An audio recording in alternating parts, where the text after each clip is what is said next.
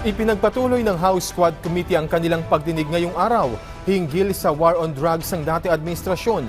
Hindi naman dumalo rito si dating Pangulong Rodrigo Duterte, bagay na ikinadismaya ng mga kongresista.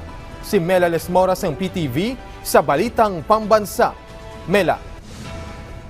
Yes, Alan, sunod-sunod ang mga aktibidad ng House Quad Committee ngayong araw. Kanina bago pa man ang kanilang ikasampung public hearing, nagtungo muna sina Quadcom Lead Chair Robert Ace Barbers, Co-Chairs Bienvenido Abante Jr., Dan Fernandez, Stephen Paduano at iba pang opisyal ng Kamara sa Bills and Index Section ng Batasang Pambansa para magkain ng panibagong panukala na nabuo nila mula sa kanilang mga pagdinig. Yan ang House Bill No. 11043 o Proposed Civil Forfeiture Act na nagtutulak na mas mapabilis ng makuha ng gobyerno ang mga lupain na iligal na nabili ng mga dayuhan sa bansa. Kasabay naman ito, isang misa rin ang isinagawa sa Kamara para naman sa mga biktima ng umano'y extrajudicial killings sa war on drugs ni dating Pangulong Rodrigo Duterte. Pasado alas 10 ng umaga kanina nang formal namang magsimula ang pagdinig ng Quadcom.